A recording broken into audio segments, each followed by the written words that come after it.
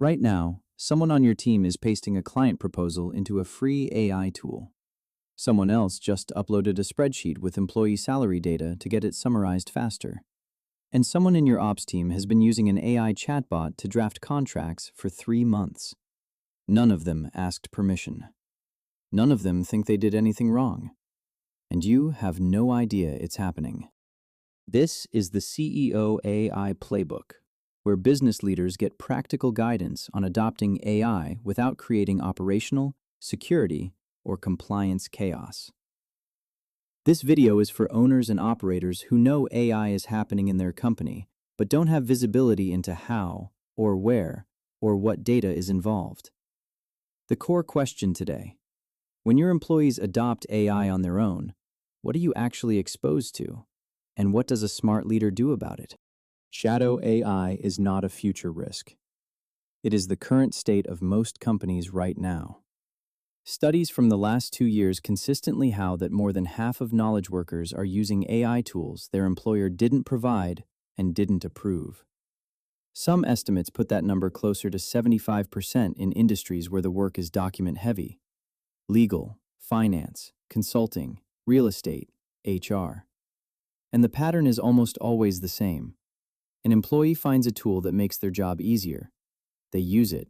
It works. They tell a colleague. It spreads. Nobody thought to ask whether it was safe, whether the vendor retains data, or whether the output is reliable. From the employee's perspective, they were being resourceful. They were getting more done. They may have even saved the company time and money. From a business risk perspective, they may have just handed confidential client data to a third party whose terms of service you've never read. The tricky part is that this is not a malicious behavior problem. This is a policy vacuum problem. Employees are not trying to create liability. They are filling a gap that leadership hasn't addressed yet. So what is the actual risk? Let's be specific. There are 4 distinct exposure categories every business leader should understand. The first is data leakage. When an employee pastes client information, internal financials, or HR data into a free AI tool, that data may be ingested by the vendor's model. Depending on the tool's terms of service, it could be used for training, stored on servers outside your control, or subject to a breach. You don't know, because you never reviewed the terms. The second is compliance and regulatory exposure. If your business operates under HIPAA, SOC 2, GDPR, PCI-DSS, or even basic client confidentiality agreements, unsanctioned AI use may be a direct violation. Not because employees intended to violate anything, but because the tool doesn't meet the standards your agreements require. You signed a contract. Your employee used a free tool. Now you're in breach. The third is output liability. AI tools make mistakes. When an employee uses an unapproved tool to draft a client deliverable, a contract clause, or a financial model, and nobody reviewed it, you own that output. The error doesn't come with a disclaimer. It comes on your letterhead. The fourth is shadow spend and license chaos. Most free AI tools have paid tiers, and employees upgrade them on personal or company cards. You end up with dozens of overlapping subscriptions, no central billing, no audit trail, and duplicate functionality you're paying for twice. None of these risks are theoretical. They are happening in businesses at every size, in every industry, right now. And the reason they persist is not because employees are careless.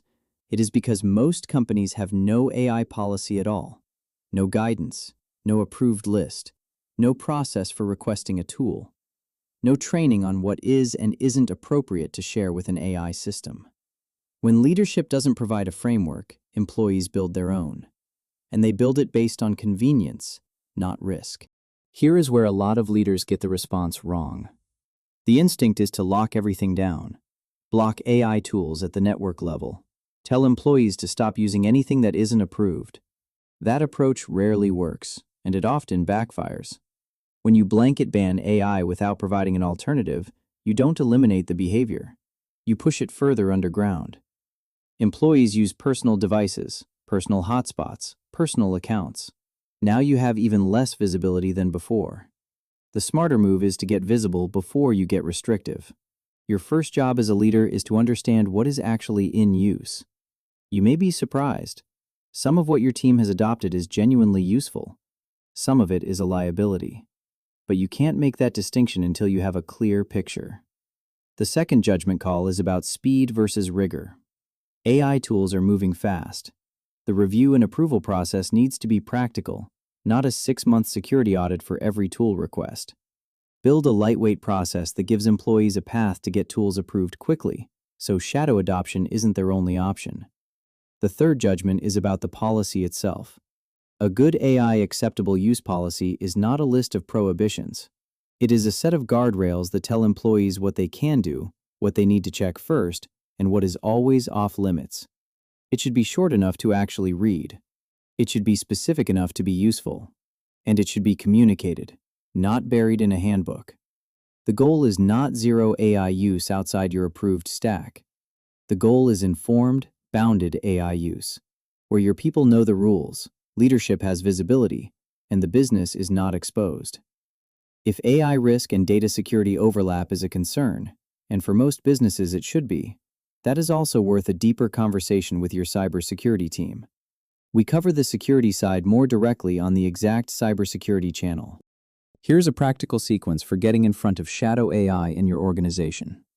Step 1. Run a shadow AI audit.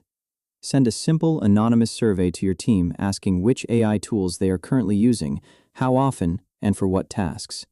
Make it safe to answer honestly. The goal is a map, not a witch hunt. Step 2. Categorize what you find. Sort the tools your team identified into 3 buckets: approved as is, needs review, and not acceptable. Use your data classification and compliance requirements as the filter. Step 3. Publish an approved tool list. Even a short list of 5 to 10 vetted tools removes most of the pressure that drives shadow adoption. Employees want to move fast. Give them a fast path. Step 4. Build a lightweight request process. If a tool isn't on the list, employees should have a clear, quick way to request it, ideally with a 48 to 72-hour review window. Remove the friction that makes shadow adoption feel like the only option. Step 5. Deploy a simple AI acceptable use policy. 1 to 2 pages. What employees can do with AI. What data is never allowed in an AI system. What to do if they're unsure. Get it signed and make sure managers reinforce it. Step 6. Establish a quarterly review cadence. The AI tool landscape changes fast. What was acceptable 6 months ago may not meet your current compliance posture. Treat your approved list and policy as living documents, not a one-time project. This is not a massive lift. Most businesses can complete steps 1 through 3 in under 2 weeks with internal resources. Shadow AI is already in your business. The question is not whether your employees are using tools you didn't approve. They are.